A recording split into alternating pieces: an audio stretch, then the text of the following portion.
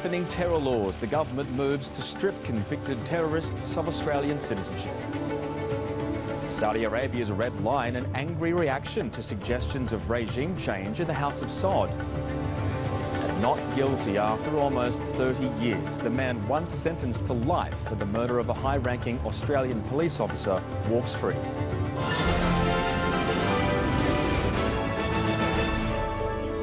This is SBS World News with Darren Mara. Good evening. The government has announced radical changes to Australia's terror laws that'll make it easier to strip citizenship from people convicted of terror offences. The decision will no longer be conditional on the length of a prison sentence.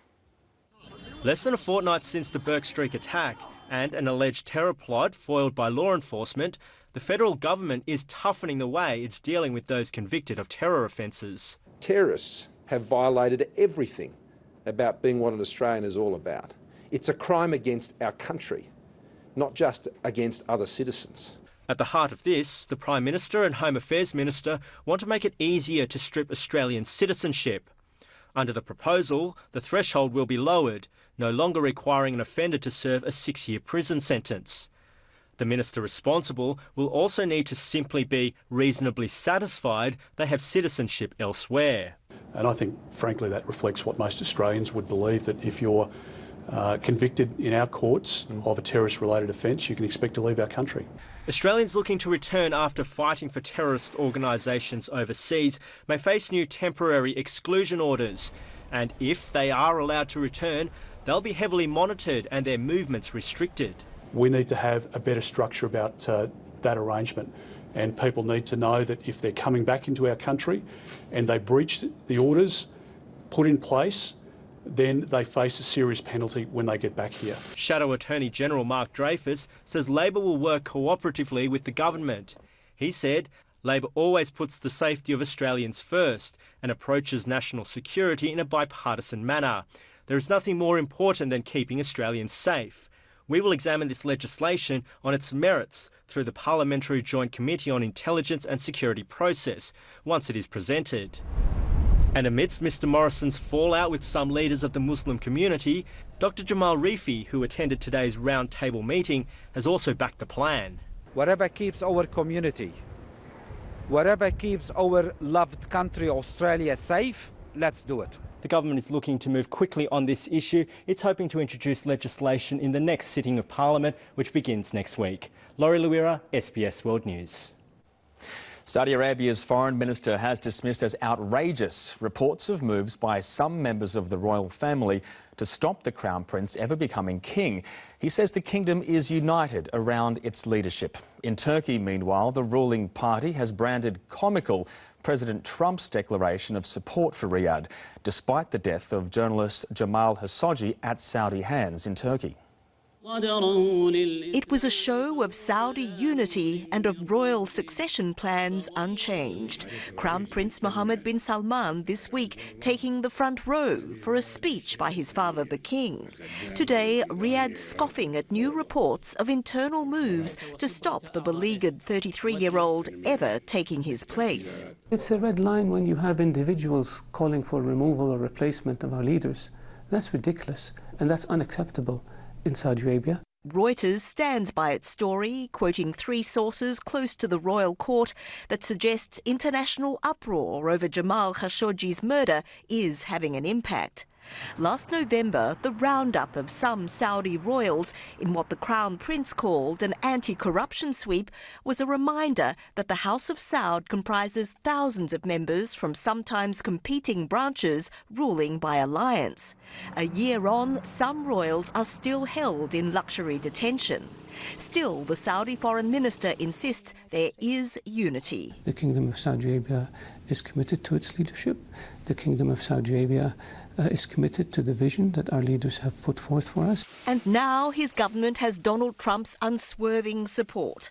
Reverberations continuing from his extraordinary declaration that whoever killed the dissident journalist, the business and security relationship is paramount. I think this is a very damaging time for human rights principles. Essentially what he's saying is America is for sale to the highest bidder. We're embracing the values of arms merchants, which is to sell arms to whoever, regardless of what they may or may not do. Overnight, President Trump praised Riyadh for helping to lower world oil prices. Thank you to Saudi Arabia, but let's go lower, he tweeted. From his Defence Secretary James Mattis, presidents don't often get the freedom to work with unblemished partners. Turkey, which has pushed in vain for US support against Riyadh, accusing Mr. Trump of turning a blind eye. Dünkü açıklama komik bir açıklamadır. Yesterday's statement is just comical. The CAA would know not only who killed him, but what colour the concert cats were. Ankara confident at least that the US Congress, bipartisan in its demand for answers, won't let things stand. Renae Lawrence, SBS World News. A British PhD student has been sentenced to life in prison for allegedly spying in the United Arab Emirates. The 31-year-old was researching the country's foreign and internal security policies when he was detained. The British Foreign Secretary has warned of diplomatic repercussions. Matthew Hedges pictured here with his wife Daniela before his arrest at Dubai airport in early May. 6.5 months later, the British academic faces life imprisonment in the country he was studying and knows well. Daniela says she's in complete shock. I don't know what to do, she says. Matthew is innocent. This has been the worst 6 months of my life, let alone for Matt, who was shaking when he heard the verdict. Daniela says Matthew is entirely innocent. Simply no question, she insists, that he was spying for Britain. Here, the government seems outraged. The UAE is supposed to be a friend and ally of Britain's. We've given them repeated assurances about Matthew. And, you know, if we can't resolve this, there are going to be serious diplomatic consequences because this is totally unacceptable. You sound angry about this. Did you get the impression from the UAE authorities that there was going to be a different outcome? I'd actually spoken about Matthew to Crown Prince Mohammed bin Zayed when I visited Abu Dhabi last week. And I thought I had some understanding that this was going to be resolved in a satisfactory way. So how did a 31-year-old British academic fall so spectacularly foul of the Emirati authorities? His research involved asking sensitive questions about security and defence policies across the Gulf. The head of his department says he had a wide range of sources. Some would be international experts currently based in the UAE. Some would be former UAE government officials who had worked in relevant areas and who were known to have inside information and understanding about how it is that these processes operate. But for all the shiny glamour of the modern Gulf, this is a region of poisonous rivalries and deep suspicions. Someone, it seems, didn't like the questions.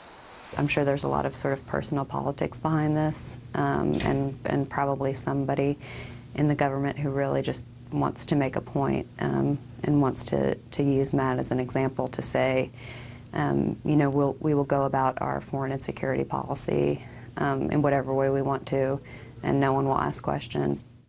Daniela says their nightmare is getting worse. I don't know where they're taking him, she says, or what will happen now.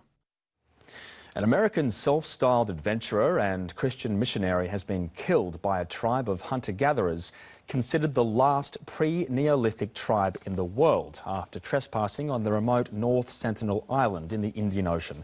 26-year-old John Chow was killed by members of the Sentinelese community using bows and arrows.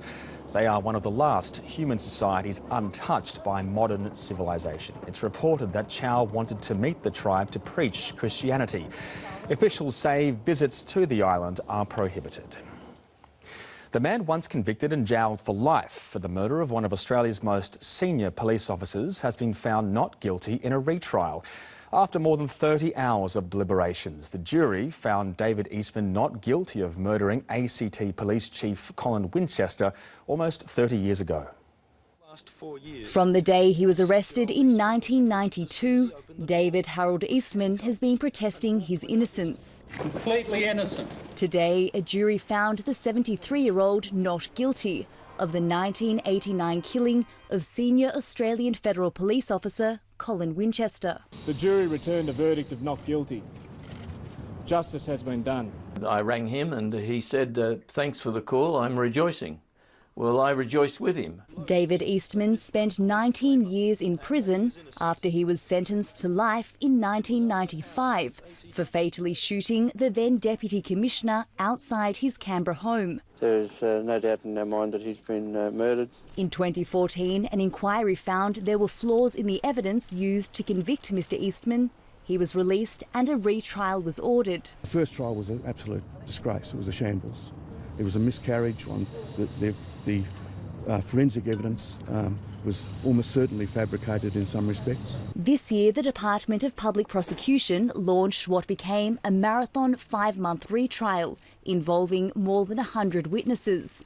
After a week of deliberations, today the jury reached a verdict. Mr Eastman bowed to the jury and mouthed the words "thank you" after the verdict was read, walking out of court a free man after almost 30 years spent fighting to prove his innocence. The family of Colin Winchester, the most senior policeman to be murdered in Australia, released a statement saying, "We believe the verdict is wrong and we are extremely disappointed given the significant volume of compelling evidence." Colin was assassinated 30 years ago in January. I think they'd be gutted, frankly. The defence has long claimed Mr Winchester's murder was a mafia hit related to an investigation into drug crops at the time. It carried the signature of a mafia hit. The case remains open. I pray that at some stage in the future the family finds some peace. Mr Eastman will be back in court for civil proceedings as he seeks compensation for the decades he spent behind bars. Michelle Rimmer, SBS World News. Well, health warnings have been issued as a dust storm blankets parts of Australia's east. The storm blew into Sydney late this morning, prompting a warning from health authorities to stay inside and avoid physical activity. Paramedics have so far responded to 90 call-outs from people with asthma and breathing difficulties. Children going to school or work is fine. As I say, the main thing is to minimise outdoor physical activity. So schools, for example, may consider limiting sport in the afternoon or keeping children inside during break times. The storm has already stretched more than 500 kilometres from the Victorian border, passing Canberra this morning, and will linger in New South Wales tonight before making its way onto Queensland. Well, coming up next, free from prison, but Renae Lawrence can't escape pursuing media. Is Australia's population set to double? We have the latest official population projections. And Catch My Baby, how a mother saved her child from exploding flames.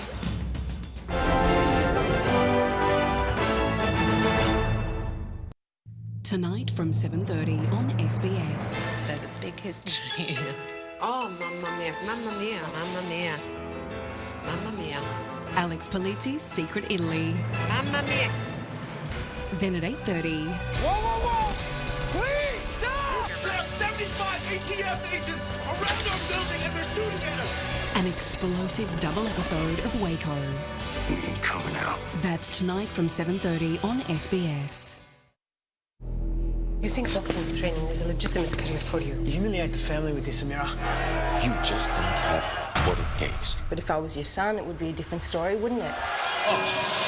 Where we came from nothing, all we want is to shine. When it's all or nothing. The boxing world is no place for a girl. The boxing world is my world. On the Ropes premieres Wednesday 8:30 on SBS and on demand. From jobs to education. What was it like for you growing up? This is bigger than you. It's much bigger than you. People on this planet are growing sicker every day.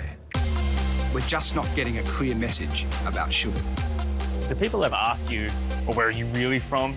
He is the Batman. This might be a bigger story than anybody realized. Curious Thursdays, tonight from 7:30 on SBS Viceland.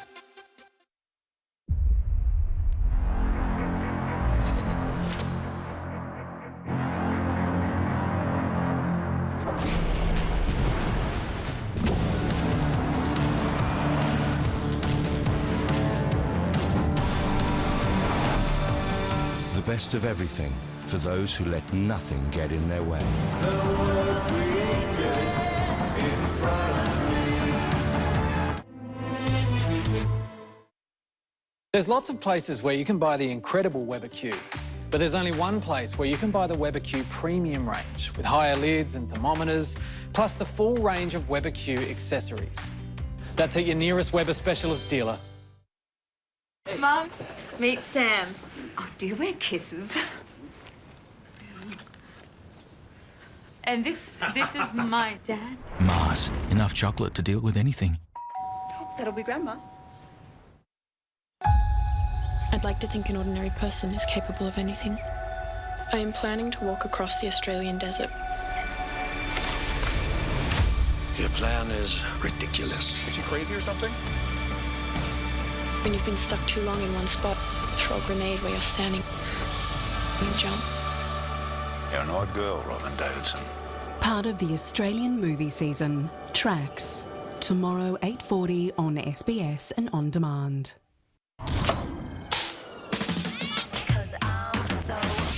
Who's up?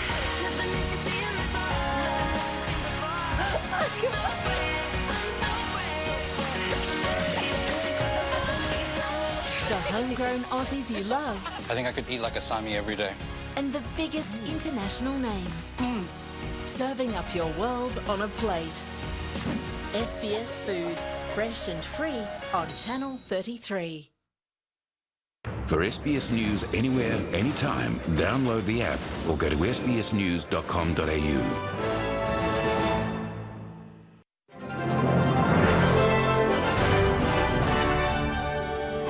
Cross-party agreement over energy is effectively dead, with competing policies to be a major battleground at the next federal election.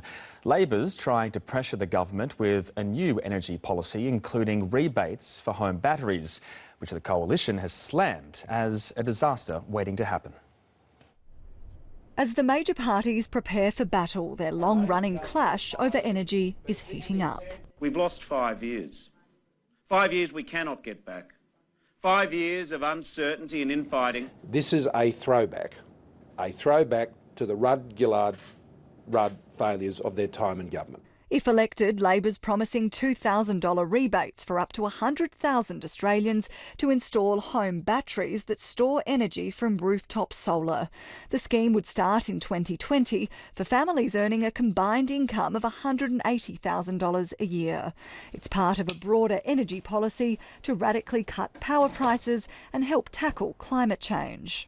This is the kind of meaningful relief, game-changing relief in people's cost of living pressures. What we've got here is we've gone from pink bats to pink batteries. Despite the opposition insisting only licensed electricians with additional training would be able to take part, reminding voters about Labor's failed home insulation scheme under Kevin Rudd is the coalition's main line of attack.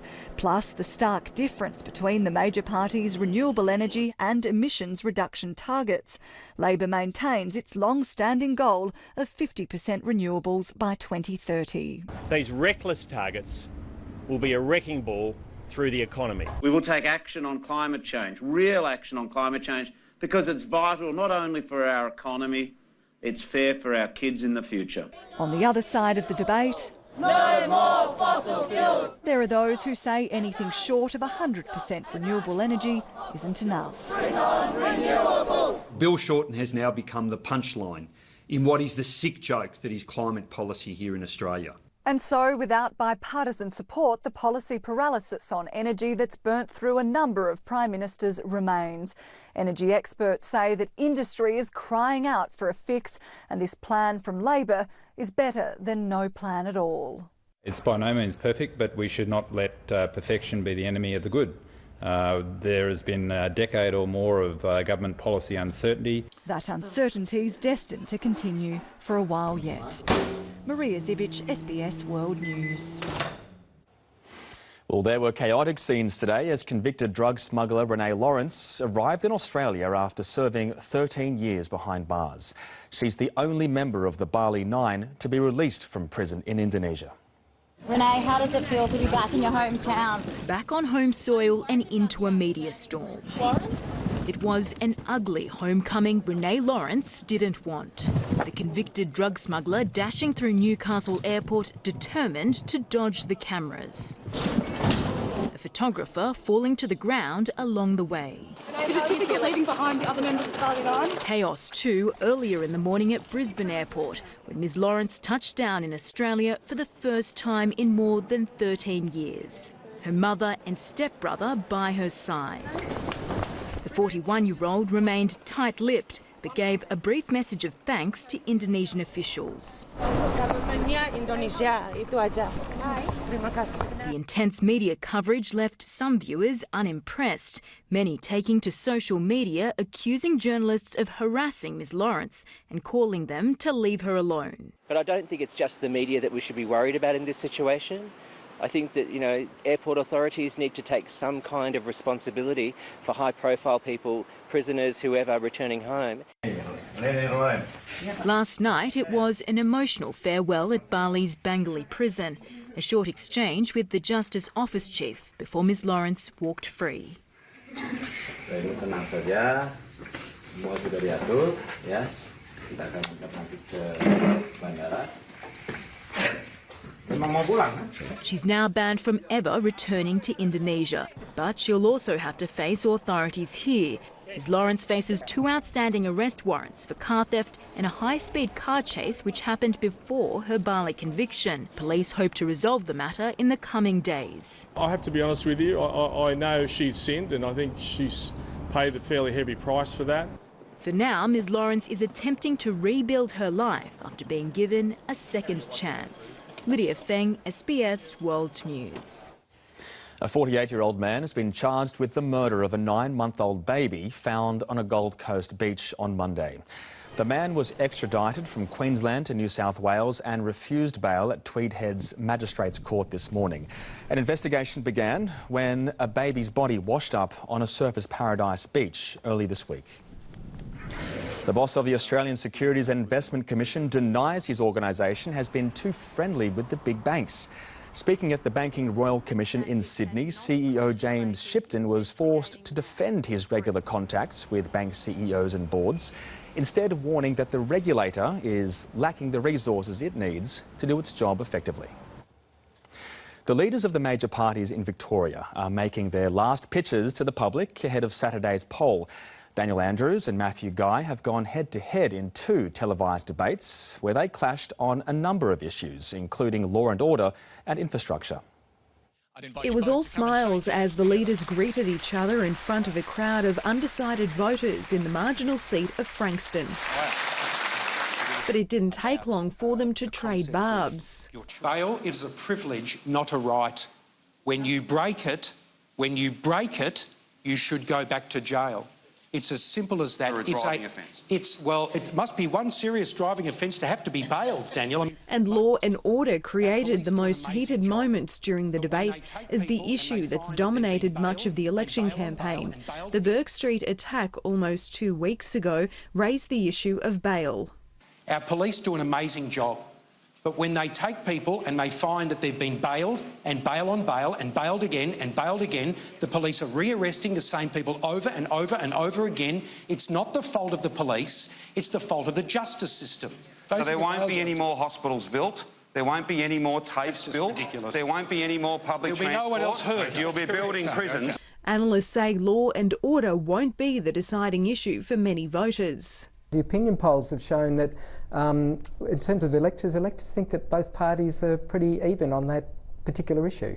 Issues of elections past also resurfaced. When the opposition was in power, they promised to build an 18-kilometre tollway known as the East-West Link, but Labor ripped up the contract when it won in 2014 at a cost to taxpayers of $1 billion. Think of all the hospitals, schools, teachers, everything that could have been paid for that amount of money. Both leaders then went head-to-head this morning in a radio debate where they clashed over the safe injecting room trial in the inner-city suburb of Richmond. All the evidence suggests, John, that this is saving lives. I don't believe that this is the best way forward. The low-road politics. If the coalition is to take power, it needs to pick up at least 8 seats. At least 4 of those are along what's commonly known as the Sandbelt seats, marginal electorates held by the government. I think you'd have to say that looking at the numbers and the opinion poll results, it's going to be a pretty tough set of numbers for the coalition to get across the line. Just over 4 million people are enrolled to vote on Saturday. Gloria Kleisch, SBS World News. Australia's population is likely to reach 30 million within 11 years. That's the latest projection from the Bureau of Statistics, which is also suggesting that within 24 years, more than 1 million Australians will be aged over 85. It's a snapshot of what Australia might look like in the future, and according to the Australian Bureau of Statistics, we're a nation growing rapidly. In fact, the ABS estimates that by 2029, 30 million people will be calling Australia home. By 2066, Australia's population could be as high as 37 or 49 million. The latest data also shows a nation getting older. Low fertility rates and increased life expectancy equates to an ever-ageing population. By 2042, more than 1 million Australians could be aged over 85. That's 3% of the population. Fast forward to 2066 and there could be more like 2 million Australians aged over 85. We may see a future in say 2066, 50 years away, when more than half the population is aged over 40. While an ageing population can be a sign of a healthy nation, it poses challenges to policymakers. The largest challenge with this population growth will be to manage traffic, and it will be to manage the healthy retirement of many elderly people over the next coming decades. The population data will also provide food for thought for state governments. It reveals New South Wales will remain the biggest state, with a population estimated to tip 9 million within 9 years. Victoria is likely to show the fastest growth in population, with more than 7.5 million residents by 2027. The federal government says migration is driving Melbourne and Sydney's growth rate, and the population boom might force it to reduce the number of migrants Australia takes in. I would be surprised if we see a permanent slowdown of migration in Australia, since industry relies heavily on enough skilled migrants to come into Australia. The government will discuss migration with the states and territories at a COAG meeting next month. Felicity Davey, SBS World News. When politicians meet in Poland next month for climate change talks, there'll be an extra chair at the table, the People's Seat. And one of the first to occupy it will be Sir David Attenborough, who'll be delivering his climate change message. That story shortly. With just 2 days until the special Brexit summit in Brussels, the EU and UK are scrambling to finalise details over their future relationship. British Prime Minister Theresa May met with European Commission President Jean-Claude Juncker to try to smooth over concerns expressed by some EU nations that could see Sunday's crucial meeting postponed. Coming together to thresh out the deal that will eventually tear them apart. Theresa May and Jean-Claude Juncker have had many disagreements since the Brexit referendum, but today they had a common purpose, meeting to finalise the text for the declaration of future relations between the EU and UK. There are some further issues that need resolution. We've given direction to our negotiators this evening. The work on those issues will now start immediately. I believe we've given sufficient direction for them to be able to resolve those remaining issues. The document, a companion to the much longer withdrawal agreement, missed its Tuesday deadline.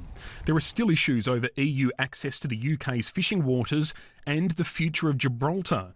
Y que si eso no se resuelve, de aquí al domingo, España, desgraciadamente, un gobierno pro-europeísta, tendrá que votar que no y ejercer su capacidad de veto. Germany wants a completed document to sign at Sunday's special Brexit summit in Brussels. If it's not ready, the meeting could be cancelled.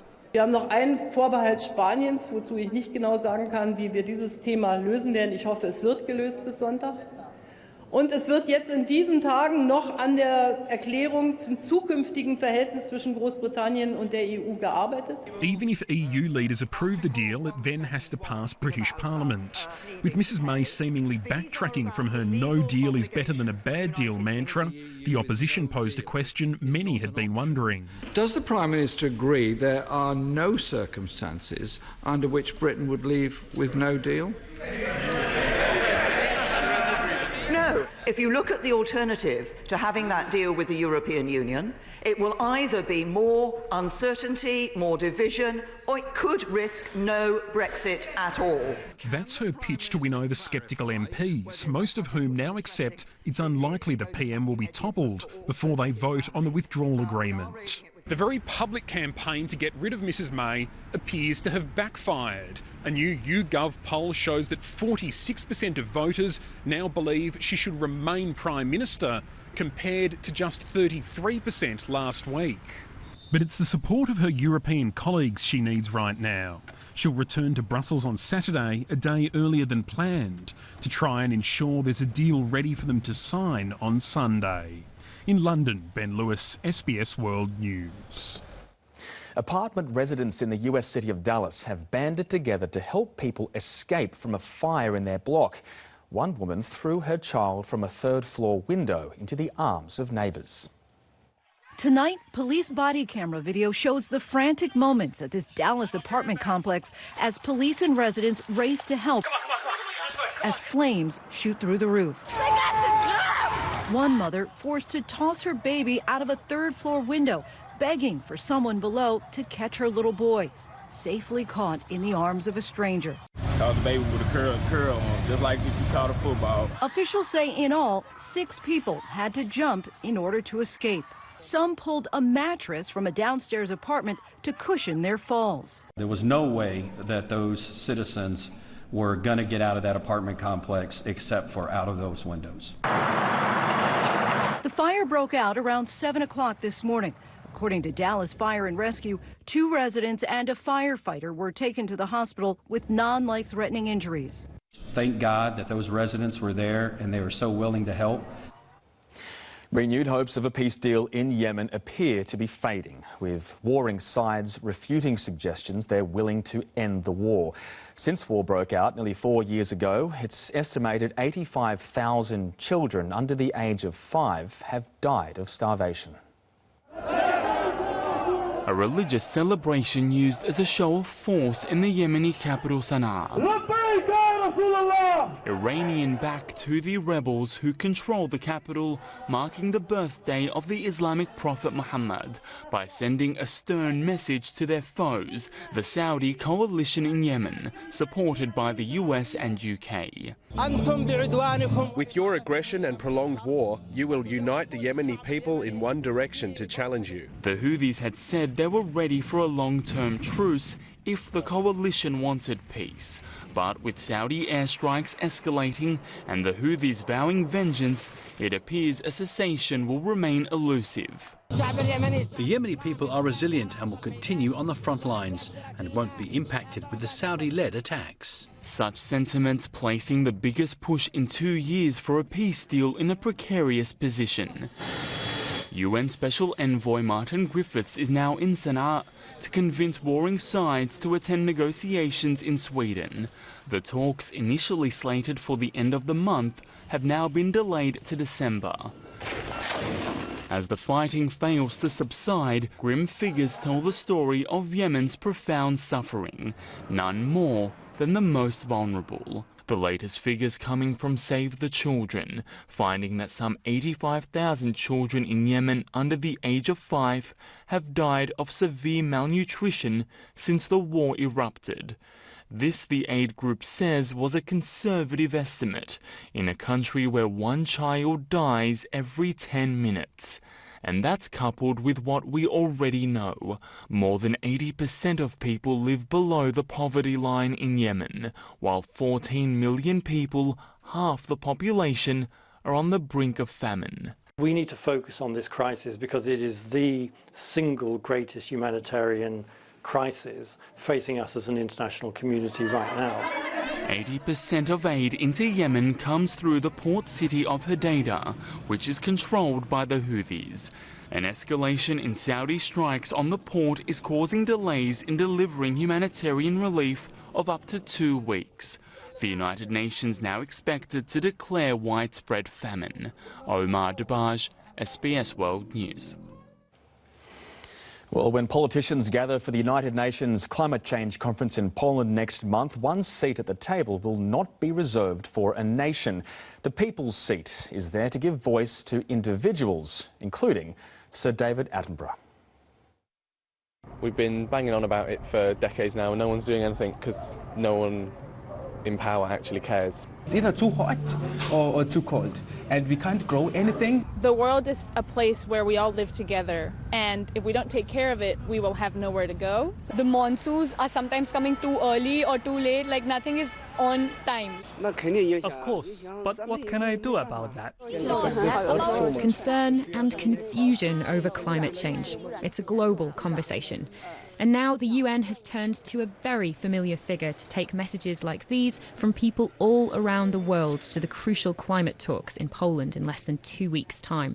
The People's Seat is meant to represent the hundreds of millions of people that are around the world whose lives are about to be affected or have already been affected by climate change, so that it will sit there to remind politicians that this is not a theoretical enterprise. This is our opportunity to collectively make a difference, to have our voices heard. We saw how the response to Blue Planet with the issue of plastics in the environment caused such a huge response. How would you convince people that they personally can make a difference and that they should be part of the conversation? Well, it's what I've been spending my life really trying to do, making clear what the natural world is, how complicated it is and how it works and how it affects the way in which we live. And making it clear that we human beings depend upon the health of the natural world for every breath of air we breathe. What would you want to say to the politicians, not just being a conduit for other people, but what would your message be? My message is that the people of the world know that the world is changing and they are behind politicians taking action. That's what the People's Seat in this new conference that's just coming up is representing, that people want to stop climate change. The People's Seat. While the seat might remind leaders at the talks what's at stake, any agreement or action will be in the hands of the politicians who are in the room. US President Donald Trump has entered into a war of words with Supreme Court Chief Justice John Roberts. In a rare rebuke, Justice Roberts pushed back against the president for calling a federal judge an Obama judge when he ruled against his migrant asylum policy. Tonight, an extraordinary rebuke of the president from the Supreme Court's Chief Justice. It came after President Trump lashed out at an Obama-appointed judge from the Ninth Circuit Court of Appeals who temporarily blocked his plan to crack down on asylum seekers. Well, you go to the Ninth Circuit and it's a disgrace, and I'm going to put in a major complaint because you cannot win if you're us a case in the Ninth Circuit. This was an Obama judge, and I'll tell you what, it's not going to happen like this anymore. That triggered a rare reprimand from Chief Justice John Roberts. He wrote, "We do not have Obama judges or Trump judges, Bush judges or Clinton judges. What we have is an extraordinary group of dedicated judges doing their level best to do equal right to those appearing before them." And on this Thanksgiving Eve, he added, "That independent judiciary is something we should all be thankful for." Late today, President Trump fired right back, tweeting, "Sorry, Chief Justice John Roberts, but you do indeed have Obama judges, and they have a much different point of view than the people who are charged with the safety of our country. These rulings are making our country unsafe, very dangerous, and unwise." President Trump says he'll appeal his asylum plan all the way to the Supreme Court.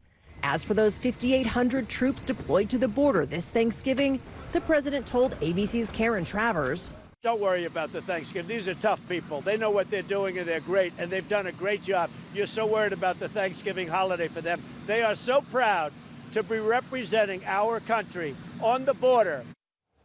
India's President Ram Nath Kovind has unveiled a statue of Mahatma Gandhi in Sydney. The ceremony was the centrepiece of a visit, hoping to strengthen ties between the two nations. A rock star welcome for the first Indian head of state to visit Australia. President Ramnath Kovind here on a mission to deepen political ties with Australia. The three-day visit is expected to see the President sign a number of memorandums of understanding covering trade, mining and education. Prime Minister Scott Morrison adding to the warm welcome. Australia's great success story as the best and most successful immigration country on earth was like a good garam masala. Brings together all the great spices. The President visited Jubilee Park in Parramatta, home of a large community of Indian expatriates, to unveil a statue of India's father of independence, Mahatma Gandhi. I am delighted to be visiting Parramatta. It is an honour for me to unveil the statue of Mahatma Gandhi, our father of the nation, in these beautiful surroundings. Look at the world around us at the moment. Look at what's happening. There is a lesson here about peaceful change. That's something that I think the world should remember and try and come back to. Hundreds of members of Parramatta's Indian community have turned out today to see the President unveil this statue of Mahatma Gandhi. And now they're taking the opportunity to take their own photos with the statue, which was a gift from the Indian government. It's honour for the President of India returning up to Parramatta and unveiling the statue himself. President Kovind will address the business community tonight before heading to Melbourne tomorrow. Matt Cannellan, SBS World News. To the Australian share market now, which has snapped a four-day losing streak. By the close, the 200 added nearly 1%, the best one-day gain in 2 weeks. The banks did well, BHP rose. Infant formula companies made solid gains after China clarified cross-border e-commerce regulations. The Australian dollar is buying 72.5 US cents. It's also stronger across the other major global currencies. Well, the 30th Annual Ethnic Business Awards are being held tonight, and there are a total of 12 finalists in 3 different categories. The awards are testimony to the success migrants and Indigenous people have had in our business landscape. We took a look at one of the finalists, 2 sisters running a successful fabric shop. Sisters Jenny and Susie working side by side in a business started by their parents 35 years ago. They source luxury fabrics specialising in the bridal market. We go to Paris once or twice a year, and all our fabrics are purchased through Paris and Europe. The sisters fled war-torn Vietnam with their parents and 4 other siblings in 1977. At first, Dad didn't say that we were going to escape. He just said, we're going down to the country, but you must wear black. They hid in the hull of a fishing boat which took them to Malaysia. They were then accepted as refugees in Australia and the family settled in Perth. But a year on, the family of 8 packed into a Datsun 180B to move to Sydney. We slept at petrol stations in the night. Yeah. And we all shared sleeping bags. In 1983, their parents started the first Asian business in Cabramatta in Sydney's west, Saigon Fabrics. But years later, the business began to slow due to intense competition. The girls hatched a plan their dad thought crazy, buying a piece of lace with their own pocket money. French ribbon lace. Yes. Hand-beaded. It sold within a week. We reinvest our profit into the second piece and then the third piece, and here we are today. Their dad eventually handing over the business to the girls. He's now finally realised that for many years he realised to that. Listen to his children's voices. The sisters moved to a terrace in Sydney's CBD 18 years ago, and the business has gone from strength to strength. It's like a lolly shop. I say I desperately need a piece of lace like this and, yeah, in 5 minutes I've got it. Well-known designers use Saigon fabrics to dress the stars, from Jennifer Lopez to Nicole Kidman to stage shows and movies. Kylie Minogue with our beautiful fabric. They have thousands of fabrics costing from $50 to $1,000 a metre. These are all handmade, weaved individually and hand-beaded. But the sisters insist their business has become much more than just that. The most happy thing is seeing the woman being happy. You know, this big smile. To have a business that can be part of family special moments. The winners of the Ethnic Business Awards will be announced tonight at a gala dinner in Sydney. Anita Clark, SBS World News. Well, coming up next, officially endangered, the bleak future for Kenya's giraffes. Also, a new hope. Australian selectors ring the changes ahead of the Test series against India.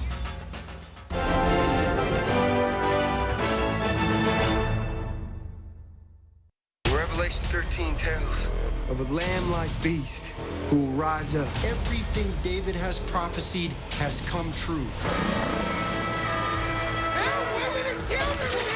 History's not going to be on your side. This is war. You came here to be tested, and this is a test. Waco, tonight 8:30 on SBS, or watch it now on demand.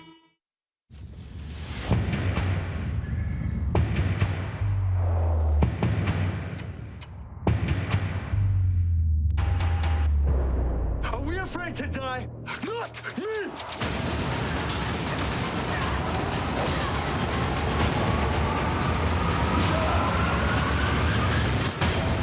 I'll hail your new king!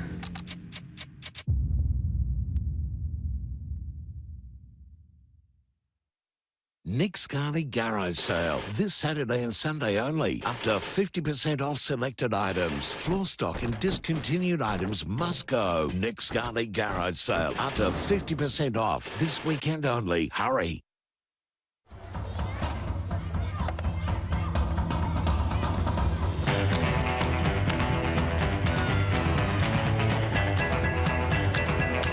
Side effects, I've been walking in a daze.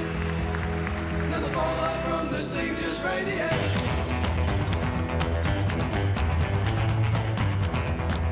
Don't miss a thrill. Open your eyes to the Toyota CHR. Oh, what a feeling. Toyota. Don't you reckon the Christmas season would be so much better if you could trust someone to help you put on your best do ever? Or if the prawns and the ham and pavlova you serve help support local businesses? People, well deserved. Thanks. And what if you cheer, though a little bit vocal, gave back to charities and helped out the locals? See, that's the heart and soul of Christmas, when everyone comes together. It's the spirit we share at IGA, where the locals matter. Nick's Gandhi Garage Sale, this Saturday and Sunday only. Up to 50% off selected items. Floor stock and discontinued items must go. Nick's Gandhi Garage Sale, up to 50% off this weekend only. Hurry. The Great Wall of China is a masterpiece of ancient engineering. It's like watching history right in front of you. This place is the best place. It's just a simple dish that tells an amazing story. Hello. Amazing! Amazing! The best soy sauce I've ever had. This whole region is now a World Heritage Site. It's a window into another world. Destination Flavour China starts Wednesday 7:30 on SBS and on demand. It's the global issue in the spotlight. But what are the facts behind the headlines in our own backyard? Nice and please. Excuse me? With hidden cameras. I got a new girl in Libby today. Can't get my hands off her. Is he arresting you? And the largest national survey of its kind.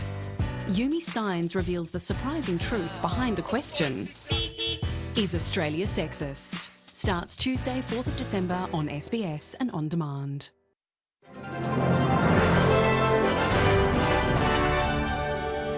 Well, Kenya has declared giraffes as critically endangered. The country has lost 40% of its giraffe population in the last 30 years.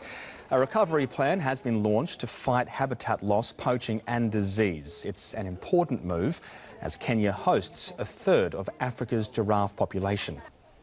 We are engaging with landowners so that we can have a sort of integrated land use program that is going to ensure that even as we pursue other land uses, we secure key habitats for giraffes. I feel a bit sad because that's very unfortunate. These are beautiful animals. You know, I love giraffes. I love all wildlife. There are only 650 Rothschild giraffes left in Kenya.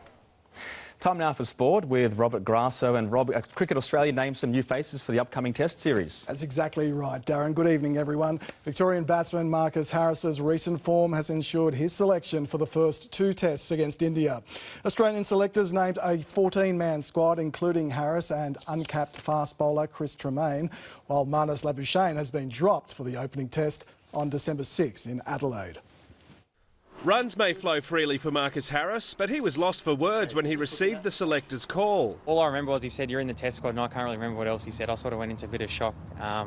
He just said, "Well done and well deserved." The Victorian opener edged Queensland's Matthew Renshaw after a domestic season headlined by an unbeaten 250 against New South Wales last month. In the last couple of weeks I sort of thought I'm not too far away, but you don't think it's actually going to happen. But now that it's happened, yeah, it's definitely a dream come true. He's transformed himself into a young bloke who got a lot of 20s, a lot of really good 20s and some brilliant hundreds, into a lot more consistent performances.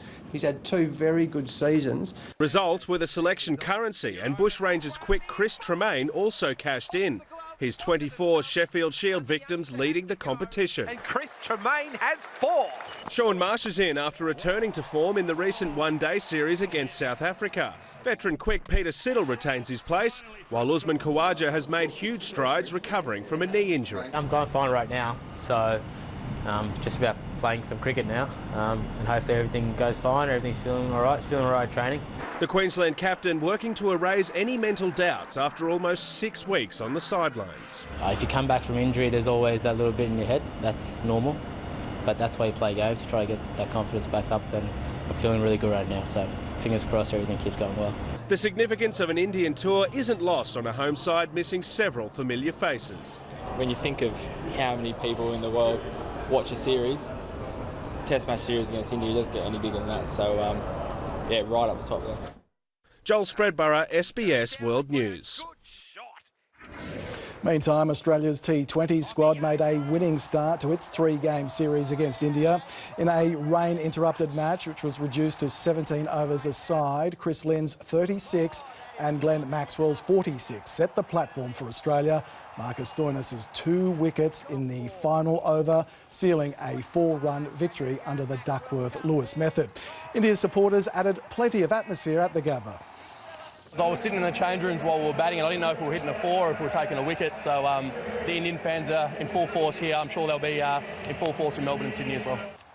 Game 2 is at the MCG tomorrow.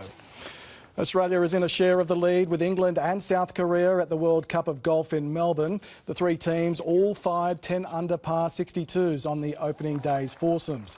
Cameron Smith teamed up with Mark Leishman, and it was Smith that birdied the last to lift Australia into a share of the lead. Australia's women's 7 squad is preparing to fly out to Dubai tomorrow for the second leg of the World Series. After a disappointing 5th place start in round 1, the side has to improve to defend its title. Olympic qualifying year, everyone's playing for keeps, and we're going to have to be better if we, if we want to progress further and certainly make the podium or above that now that we go to Dubai. Alicia Quirk returns to the side after injury. And a reminder, you can view the Wallabies' final spring tour test against England on SBS Viceland. Our live coverage kicks off on Sunday morning at 1:45 a.m. Eastern Daylight Time. There's also live streaming at SBS On Demand. Craig Lowndes will compete in his final supercars race in Newcastle this weekend. He draws the curtain on a decorated career after a bumper year which included his 7th Bathurst crown. The 3-time series champion will move into a co-driver role next year, but it's business as usual until then. There's lots of things going on like a normal race weekend, so at the moment not really focusing on the Sunday's emotions, but I know no doubt that when we obviously lead the cars out for the last time, that will be when it's emotional. Up to 200,000 fans are expected to farewell Lowndes in Newcastle. And finally in sport, there are fresh calls from grassroots football for greater support from Football Federation Australia. As the new FFA board settles in, local clubs say they want cheaper fees for juniors and a top-down funding model to grow the game's base. Registration fees for junior footballers have never been higher in Australia. Close to $2,000 a season. But that's not the case at Sydney NPL club Dunbar Rovers, which operates a fee-free model. It relies on a tight-knit community and plenty of fundraising. So we looked at a model where we could leverage sponsors and leverage our business community and in fact the parents within the community to try to help run a fee-free model. And it's getting results on the pitch and helping to retain talent within the sport. The Dunbar men's team made it to the NPL 3 preliminary final this year without paying any wages. And the club has also produced the likes of 16-year-old Ahmad Taleb, who's trialled with Sydney FC. The fee-free model acts as a foil to how other NPL-level clubs charge registration fees. They charge an awful lot of money, and a lot of that money gets siphoned towards paying first-grade players. And that, to be honest, is a bit disingenuous. I'd rather that money that parents are paying for young players to play football should be going directly towards the coaches that are coaching those players. Rising registration fees were a hot topic during the recent FFA board elections. The latest FFA levy increased by 11% for youngsters, while many kids also attend private academies which charge upwards of $2,000 per term on top of their NPL fees. Dunbar is appealing to FFA to make it cheaper for kids to play the game. If there was some sort of grants available, for example, where we could leverage the support of the FFA to work with councils to reduce the cost of grounds. For example, our home field for the men's costs us $300 an hour to hire. And a plea to other clubs to consider the fee-free model. It just takes a community to come together to try and raise the kids. I understand it's a big mountain for other clubs to climb to do that, but it can start somewhere. And that's a day in sport. Great setup, Darren, and great story. Thanks, Rob. Well, coming up next, the weather and Mao's last dancer. Back to the country where it all began.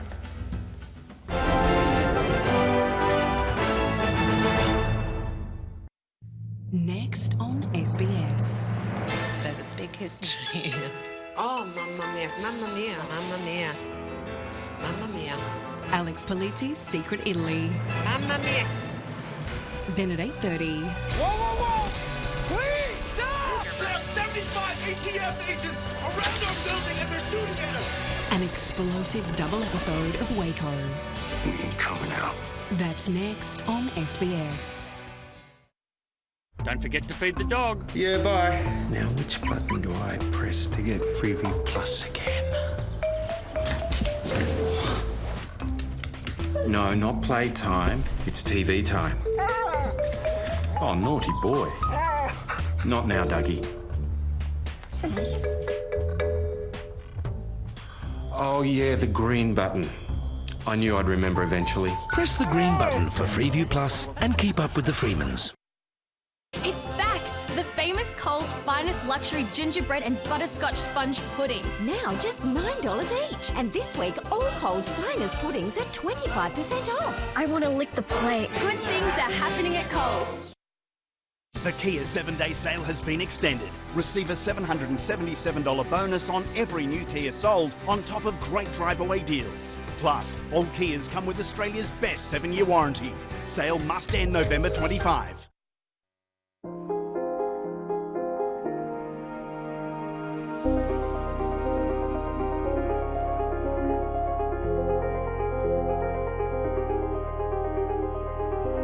We know you've always worked hard for your money. Isn't it time your money worked hard for you? Invest with Latrobe Financial. Trusted by Australians for more than 60 years and judged Money Magazine's best mortgage fund 9 years in a row. Who's the ham? Can't wait to eat it. For delicious taste. You just can't beat It's it. pretty good, man. If you're a big fan Of award-winning ham, I'll give that an award. this range of Coles brand Christmas hams are all smoked over beechwood. Award-winning and all absolutely delicious. Now that's perfection. Ham lovers cheer. Your Christmas smoked ham is here. The end of the year is here, and Emily's all smiles. You see, she just bought herself Australia's best-selling small SUV, a Mitsubishi ASX packed with MyTech safety and connectivity, and scored a bonus $1,000 EFTPOS card. There are also great deals on family-friendly MyTech-equipped Outlander, also with a bonus $1,000 EFTPOS card. So hurry into the Mitsubishi end-of-year sale, because the time of your life starts now. So what are we going to do today? Watching? I had an inkling. Are you guys ready for that? Oh, look at her! Oh my God. Family Rules, Wednesdays 8:30 on NITV and on demand.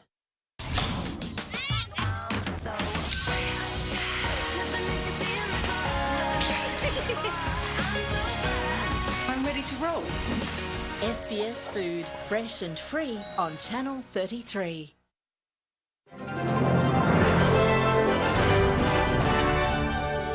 To the weather now, and an intense low is still bringing strong winds, heavy showers and alpine snow to Tasmania and Victoria. Troughs will cause showers and storms in the northern tropics and southern Western Australia. High pressure will clear skies over the eastern interior. In the major centres, windy conditions persist in Sydney, showers for Melbourne with possible storms for Perth and Darwin. Sunny skies in Brisbane and rain easing in Hobart. Looking further afield, showers for Auckland, Wellington and Christchurch, rain in Samoa and thunderstorms for Nadi. Southeast Asia, showers for Bangkok and thunderstorms in Kuala Lumpur. A cloudy day in Denpasar, Jakarta and Port Moresby. Further north, drizzle for Taipei, fine in Tokyo and Seoul. Showers forecast for Manila and cloudy in Shanghai. Heading west, rain for Beirut and Baghdad. A foggy day for Delhi, fine in Mumbai and cloudy in Tehran. Up to Europe, fog for Paris and fine in Athens. Rain for Istanbul, London and Rome. Showers for Madrid. Down to Africa, showers in Cairo and Casablanca. Cloudy in Johannesburg and Dhaka. Thunderstorms for Lagos. South America, drizzle for Rio de Janeiro. Showers in Caracas. Rain for La Paz and Bogota. And for North America, fine in New York. Showers for Miami. Partly cloudy in Washington. Cloudy in Chicago. Well, he's known as Mao's last dancer, and almost 40 years after defecting, dancer Li Kunshin has returned to China. The artistic director of the Queensland Ballet, Li, and his troupe of performers are bringing their production of A Midsummer Night's Dream to audiences in Shanghai, Suzhou, Xi'an and Beijing. Bringing to a Chinese winter, A Midsummer Night's Dream. Queensland Ballet on stage at Beijing's National Centre for Performing Arts on the third leg of their 16-day tour of China. They're led by artistic director Li Kunshin, who defected from China as a young dancer in 1981.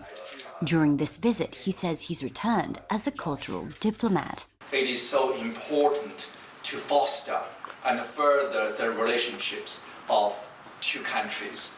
The company's tour includes 4 major Chinese cities, their most important stop, the capital. Bring my own company here is very emotional, as though like when you, as a child, left home and then you brought your children back to meet their grandparents. There's so many memories flooding back for me. Memories relived when Li visited a local ballet school.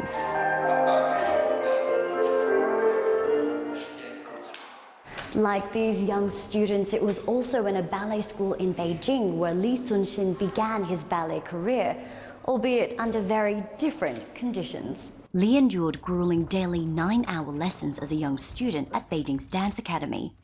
His story was dramatized in the movie Mao's Last Dancer, a film which inspired Chinese company member Wu Zi, who idolized Li as a boy. 他是我们这芭蕾舞界的一个榜样，所以就是特别希望有机会能跟他学习。Wu Zi is one of 2 Queensland ballet artists returning home for the tour. But for most, it's their first time performing in China, including soloist Mia Heathcote, whose parents toured China with the Australian Ballet in the 1980s. It's quite amazing that it's sort of come full circle and that I'm here now. And I feel like being in China is like being in a different world almost. It's quite amazing. From different worlds, but speaking the universal language of dance, says Li.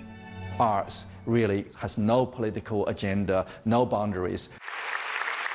The Queensland Ballet's tour of China ends this Sunday. In Beijing, Katrina Yu, SBS World News. Well, it's Thanksgiving in the United States, and as families reunite, it's the busiest time for Americans on the move. Thousands of flights are crisscrossing the country, with FlightAware tracking more than 113,000 arrivals in just the last 24 hours alone. Transport officials say this holiday is the busiest for air travel since records began. And New York is, of course, gearing up for one of the world's most famous street parades. Macy's Thanksgiving Parade has been a tradition for more than 90 years. This year, the big balloons featured Charlie Brown, the Grinch, and the Pokemon characters. Recapping our top stories now, and the Morrison government plans to crack down on people convicted of terror offences, introducing toughening laws that would strip them of their citizenship. Saudi Arabia's foreign minister has dismissed as outrageous reports of moves by some members of the royal family to stop the Crown Prince ever becoming king following the murder of Jamal Khashoggi. And that's the world this Thursday. We'll have news updates throughout the evening on SBS and another bulletin after Outlander tonight. The SBS News website has all the latest stories, and you can get news anywhere, anytime with the SBS News app. From the team, good night.